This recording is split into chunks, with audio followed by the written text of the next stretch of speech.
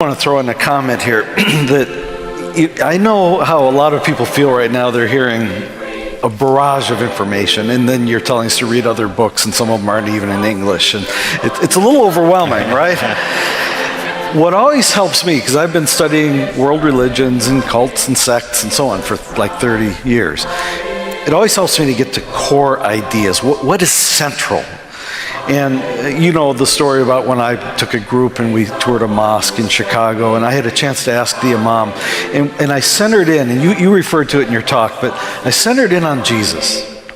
And what he had just given a talk to us, a group of Christians from a church, and said, you know, God is not divided. God does not have a son. Jesus never claimed to be the Son of God. He didn't die on the cross, and of course, therefore, no resurrection. And it helped me, and maybe you can speak to this, it helps me when I talk to a Muslim to think, I'm not going to know the whole history of Muhammad and all the variations on the Quran and all these details, but they make very specific claims that contradict the historical record of Jesus, who repeatedly claimed to be the Son of God, who, it's well attested in history, died on the cross, and then all kinds of overwhelming evidence that you've both written about, and I have too, on the evidence for the resurrection. Just speak for a minute about how centering on that issue can help all of us. Yeah, thanks for that. Paul tells us in 1 Corinthians 15 that if Jesus is not risen, our faith is in vain, and we are of all people most to be pitied. What is he saying? He's saying that there's reason to believe in Christianity, and that reason is falsifiable.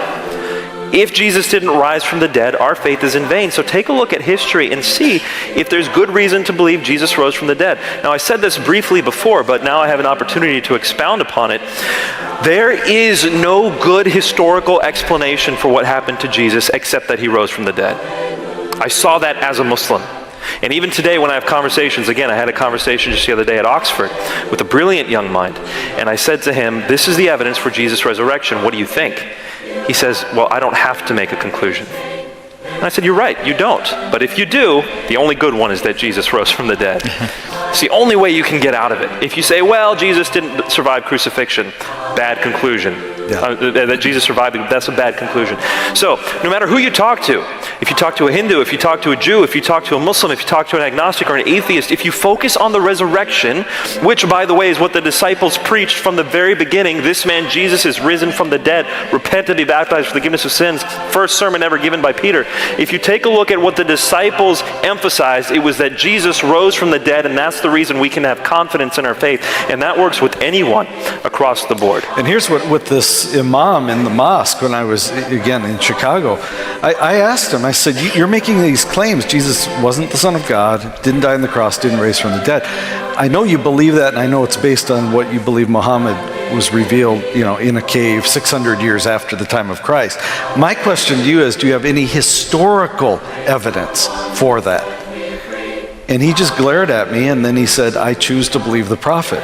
In other words, it didn't seem like he had any historical reasons, but rather kind of what I would say is a leap of faith, just trusting a guy in a cave 600 years later who says an angel said it ain't so. And I want to emphasize this for you. Some of you might be thinking, Nabeel, these are Arabic terms. I don't have time to memorize all this. I don't have time to study the Quran and all that. I'll tell you, David clearly doesn't really know what he's talking about. I'm saying that tongue-in-cheek. He has learned a lot, but when we started talking, he didn't know much of anything about Islam. He didn't. What he knew was why he was a Christian. And he was willing to talk about that with me, and he was willing to learn what I had to say. So it was the willingness that you need. Have the reason for the faith that lies within you, biblical mandate, and be willing to discuss with your Muslim friends, and that will be enough.